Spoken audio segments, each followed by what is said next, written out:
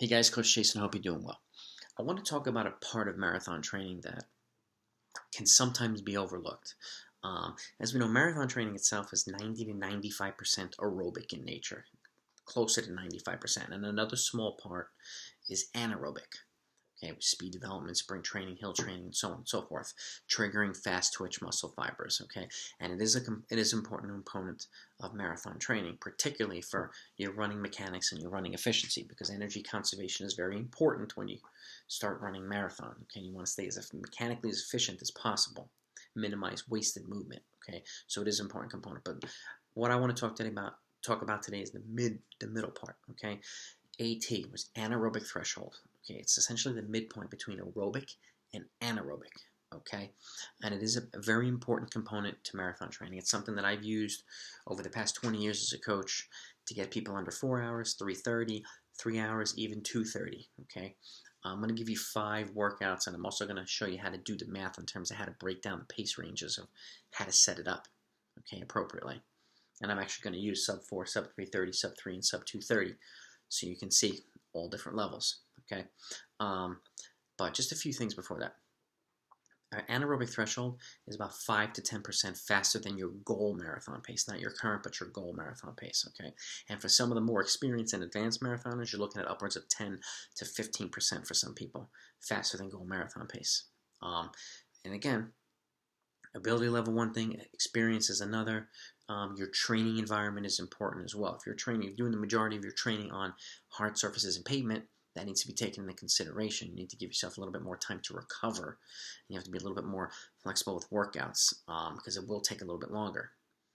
If you're training on softer surfaces, dirt, trails, and things like that, then you can afford to be a little bit more aggressive at times, okay, with regards to workouts. You still need ample recovery, but it doesn't beat up the legs as much as running on hard surfaces do. And it's also important to simulate courses as well. If you're training for a hilly marathon, it's important to do some of your long runs and workouts on a hilly course. Transversely, if you're training for a flat marathon, it's important to do them on flat courses. You want to simulate as much as possible, okay? And I said that in my other videos as well. And I'll put some detailed training programs down below as well, just so you can see how I lay out training.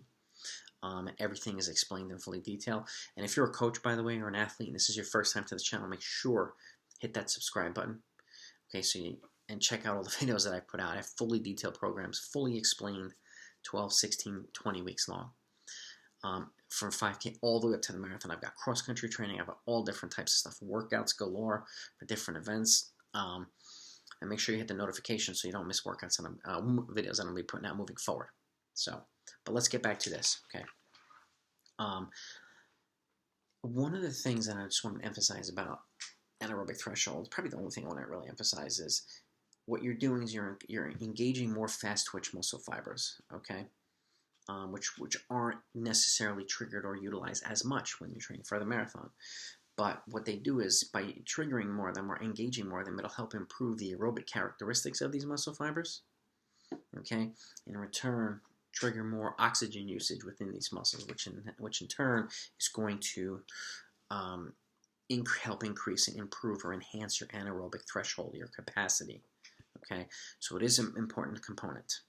With that said, let's get into 5 workouts. Okay, first of which is going to be a 20 to 40 minute run, continuous run, at 103% to 106% of your goal marathon pace. Okay, now I'm going to show you how I do the math. Okay, I'm going to use sub 4 hours as an example, which is 9:08 per mile. Okay, which is a total of 548 seconds.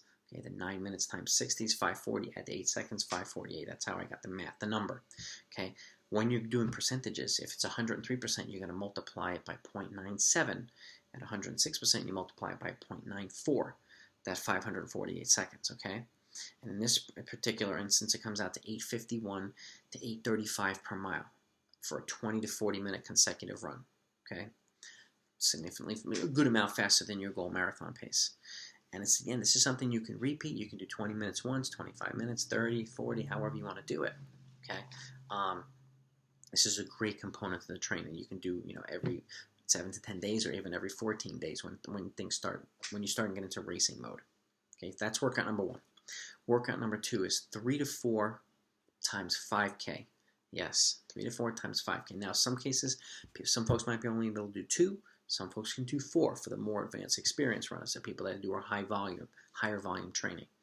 Okay, with a 3-minute recovery at 104 to 106% of goal marathon pace. I'm looking at my training book.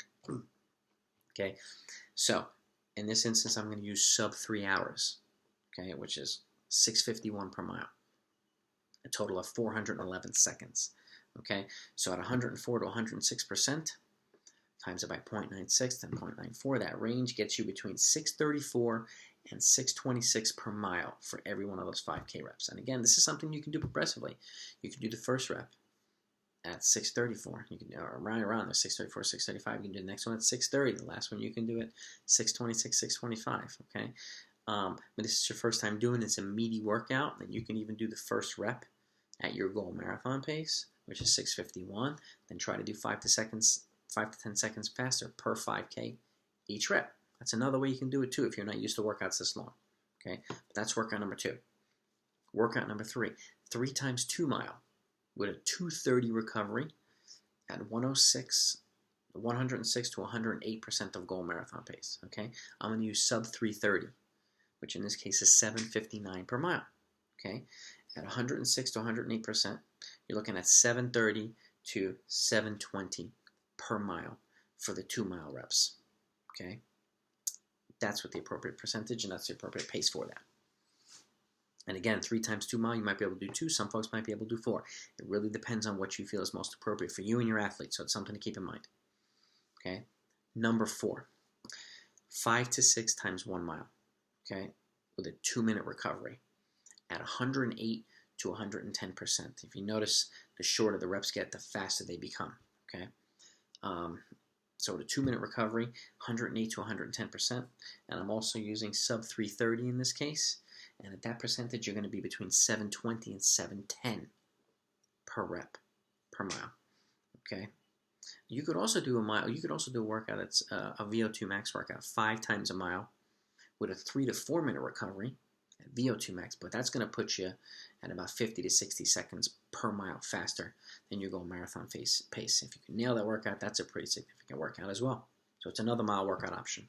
Okay, and the last one is 8 to 10 by 1,000 meters with a 2-minute recovery, also at 108 to 110% of goal marathon pace. In this case, I'm using sub 230, which is 5:42 per mile, okay, which is 342 seconds. And then when you calculate it in at 108 to 110%, you're looking at 312 to 307, which is basically 512 to 5 minutes per mile pace for the thousands, 312 to 307 per thousand.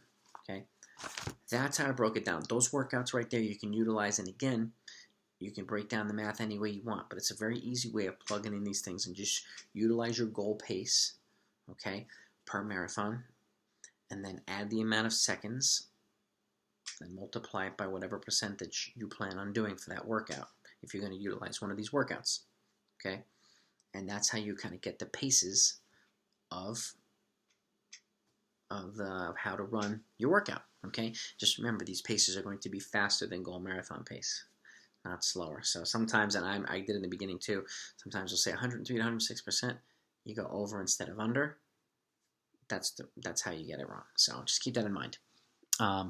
Anyway, I hope this was helpful. If you did find it helpful, please click that thumbs up. If you want to see any other training videos that I haven't put out yet, don't hesitate to let me know in the comments. You know, I learn from you folks as much as you learn from me, and I hope you enjoyed this video, and please feel free to share this with anybody else you know in the running community.